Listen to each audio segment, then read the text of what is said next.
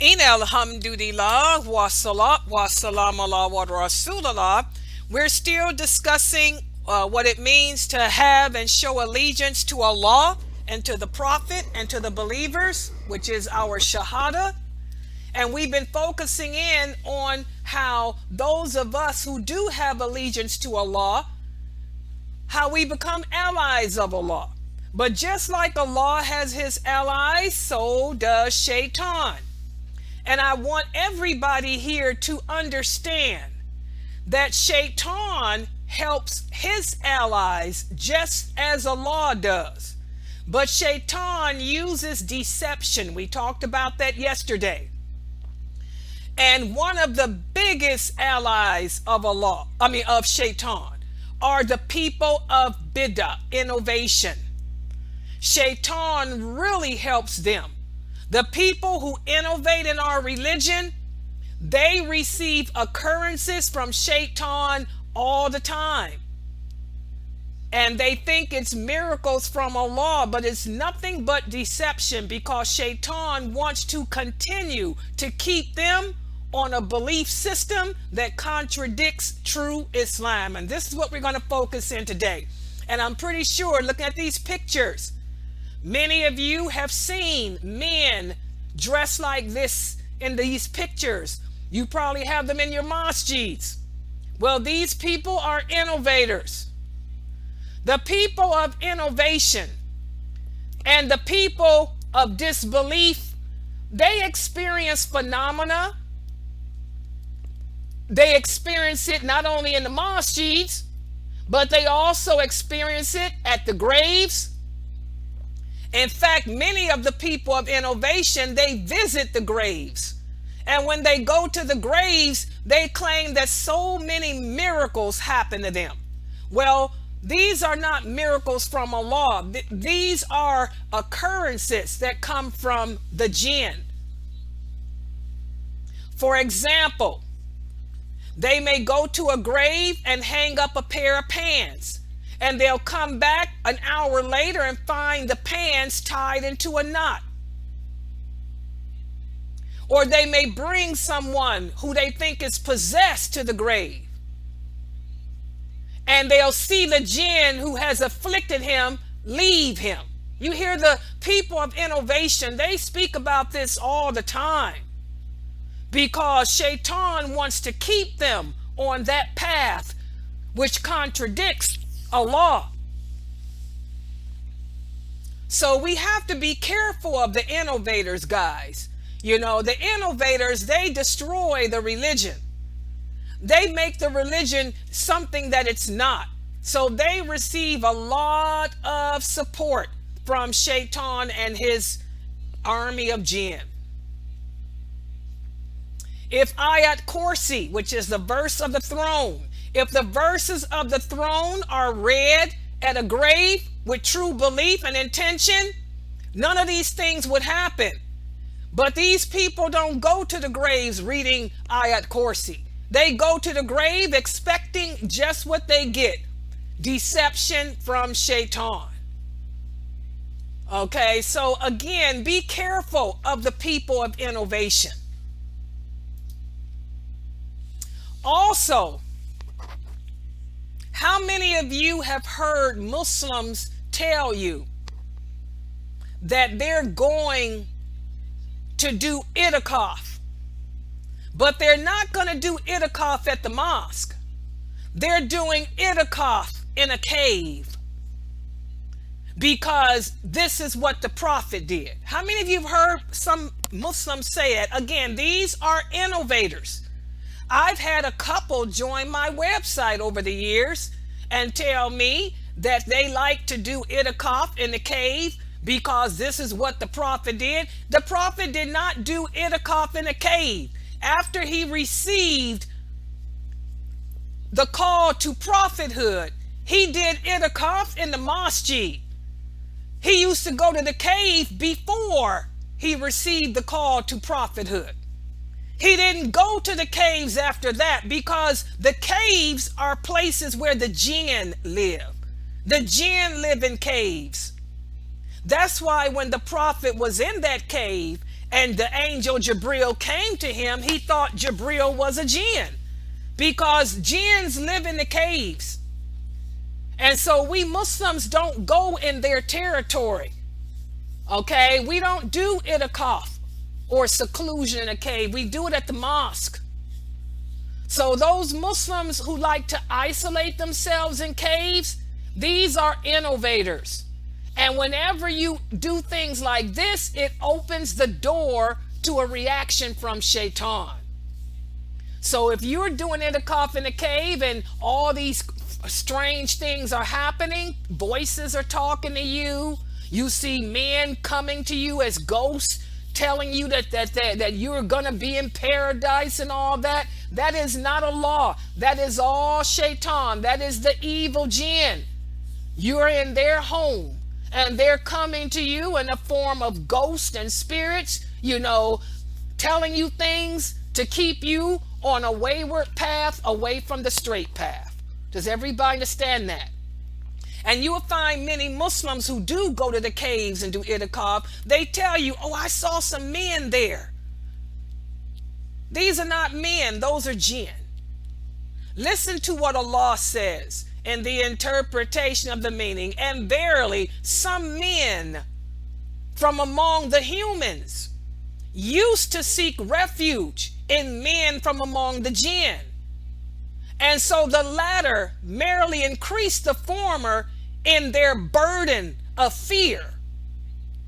So again, Allah is speaking about, even back then, there were some Arabs that used to go in the caves and they would see these jinn there taking on the form, because a jinn can take on the form of a human being. And we'll talk about the jinn more when I do that series. But the jinn can take on the appearance of an animal, an ugly animal.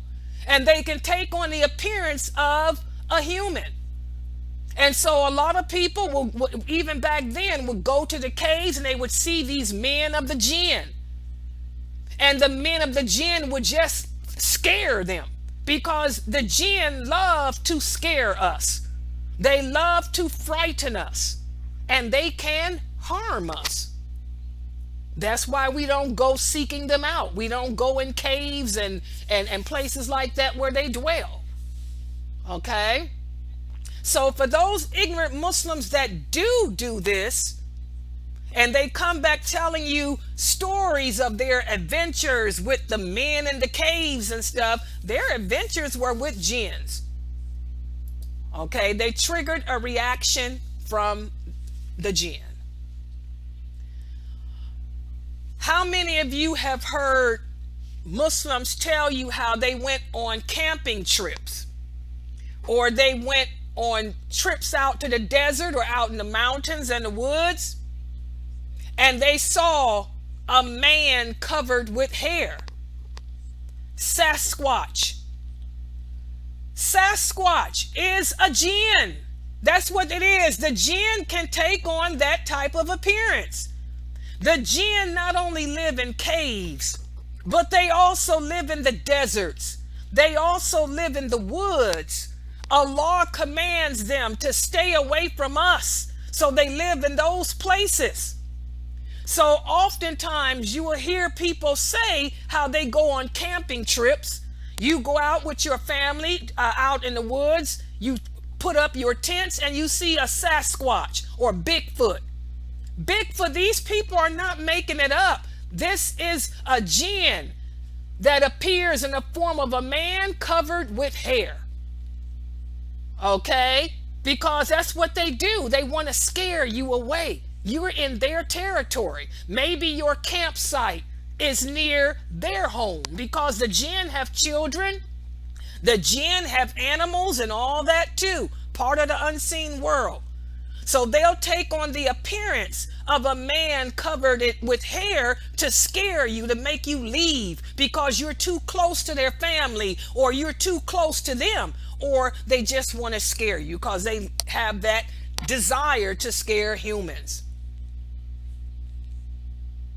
And that's why, it is said on every mountain of the ones mentioned earlier, there are 40 abdel. These are people who are the jinn who live in the mountains. Okay, so the mountains, woods, the forests, caves, those are the homes of jinn, just like abandoned houses. How many of you moved into a new house, and soon as you move in, strange things begin to happen?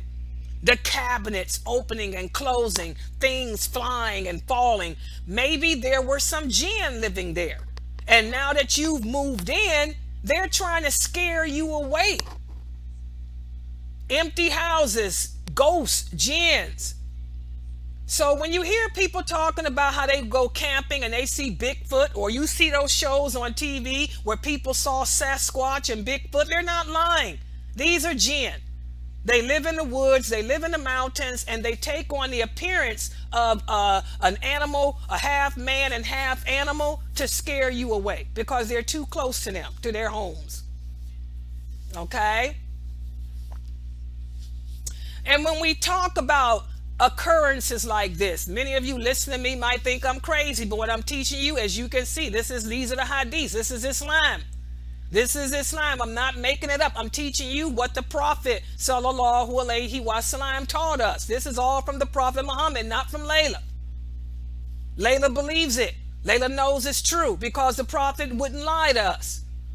But when we talk about these things, people have different views. Some people refuse to admit that these things exist.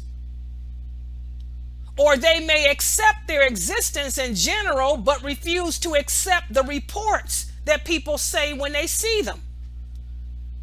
You know, Sasquatch, Bigfoot, these things exist.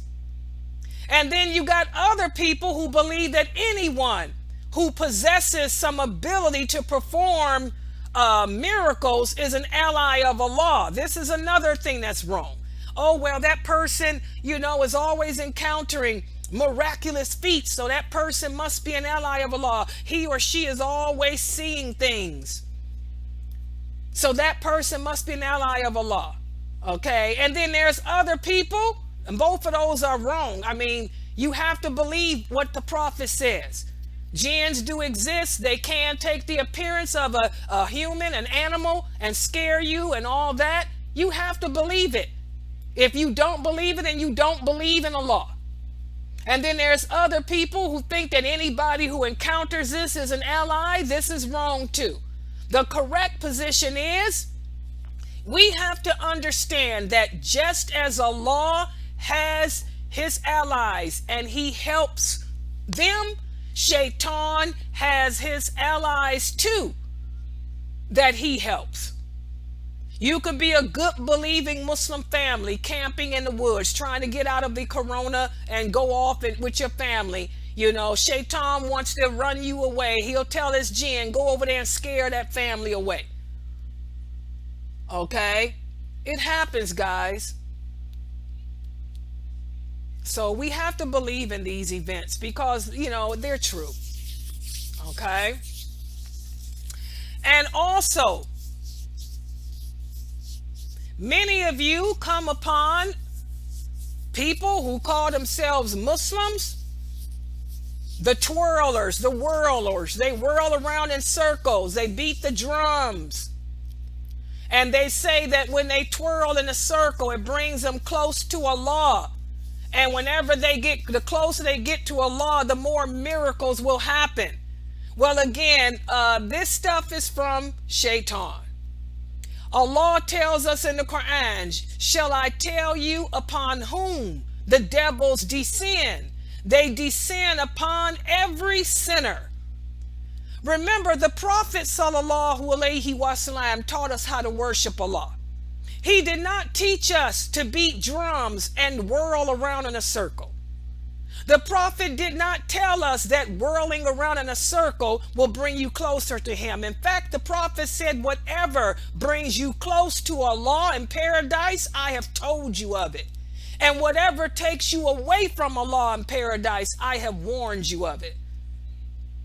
So these people who belong to this deviant, innovative group that like to whirl around in circles and play the drums and beat the tambourine, saying that this will cause miracles to happen, these people are allies of Shaytaan. And if anything does happen in their presence, it's from Shaytaan. And here's another picture of them. I want you guys to understand music and singing. These are triggers for Shaytaan. Listen to what Allah says and the interpretation of the meaning. Their prayers at the Kaaba were nothing but whistling and clapping sounds. In other words, Allah is talking about the Arabs. They used to come before Islam. They would make pilgrimage to the Kaaba, and they would sing and clap and beat drums and all of that. But Allah never listened to that. That's not how you worship Allah. That turns Allah away from you. So again, guys, when you have people at the masjid like this, beating the drums and singing, and I know some of you do that because I see it on your Facebook pages. I see some of you on your Facebook pages, you will have conferences, Muslim conferences, and then you will invite people to come and sing and beat the drums and all of that. This stuff is wrong. You guys are triggering a response from Shaytaan. If you had anything good from your conference, you sat there and destroyed it with that innovation. Subhanallah. The Prophet and his companions, they never did that. They never sing. They didn't use singing as a means of worshiping Allah. They never used beating the drums as a means of worshiping Allah. Their way of worshiping Allah was through prayer and through reading the Qur'an. They would sit in gatherings like we're doing right now and talk about the religion, learn about it, but they never used music and singing or any of that. They didn't sit together in a group, bobbing up and down either. They didn't do any of that. We have the hadith whereas once the Prophet passed by Abu Musa Ash'ari while he was reading the Qur'an. And later the Prophet told him, I passed by you last night and you were reading, and I stayed and listened to your recitation. And Abu Musa said, if I had known that you were listening, I would have made my recitation even more beautiful for you. So that's how they worshiped Allah, by reading the Qur'an and praying and all that. They did not sit around singing and beating the drums and twirling around in circles. So thus, guys, it's important for us as Muslims to learn Islam correctly. And once we learn the correct belief system, then we'll be able to differentiate from the people of the Sunnah and the people of innovation. Again, a lot of these people y'all listen to, who you've made famous, most of them are innovators. They do innovative things.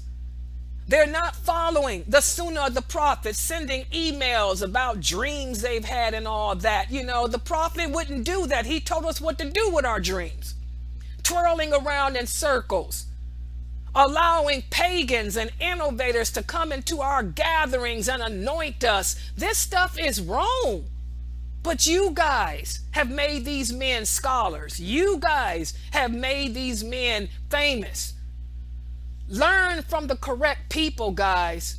The further you are from having the correct belief system, then the closer you become to Shaytaan. We have to understand that music and singing, music is like alcohol. Allah doesn't like it. The angels of mercy don't like it. The angels of mercy run away from music. Music attracts the jinn. Whenever you worship Allah in a way that the Prophet didn't, by whirling around, the angels of mercy leave you. Instead, the jinn come in. So again, guys, it's important that we have the correct belief system, because with the correct belief system, you will be able to recognize the innovators. Just like I can recognize them. Just like Dr. Ibrahim Jamali recognizes them. Just like Sheikh Morsi recognizes. We know who the people of Bidah are. And we know to stay away from them. You will be able to differentiate from them too. Okay, again, Allah is not going to send help and miracles to people who sin. When you sin, you open the door to Shaytaan. Okay, all right, so we'll stop right here for today. Tomorrow we're going to speak more. We're going to have another quiz, and then we're going to speak more about how Shaytaan helps his allies. Beware of the innovation out there on the internet, guys. The emails about dreams and celebrating death days and birthdays that the prophet never did. And I mean, we have to be careful of this. The forged hadiths. I see so many people with hadiths on their Facebook pages that are not authentic. That's one thing about the innovators. They use so many forged hadiths. And it's pathetic. Be careful of that. And you guys are posting the innovators' videos on your Facebook page. Allah is going to hold you accountable for that. I don't see my videos on that many pages, but I see a lot of innovators. And that's kind of weird. I look on Facebook and I go to some of y'all's pages and I'm like, they got videos of this person, and I know these people are innovators. I said, they have nothing from Layla Nashiba, and I'm the one teaching the truth. But you got all these famous innovators on your Facebook pages. Subhanallah. Check yourself with that. All right, so we'll stop right here for today. If you guys have any questions or comments, inshallah, you can type them on the screen. Subhanakallahumma wa bihamdika ashhadu an la ilaha illa anta astaghfiruka wa atubu ilayk.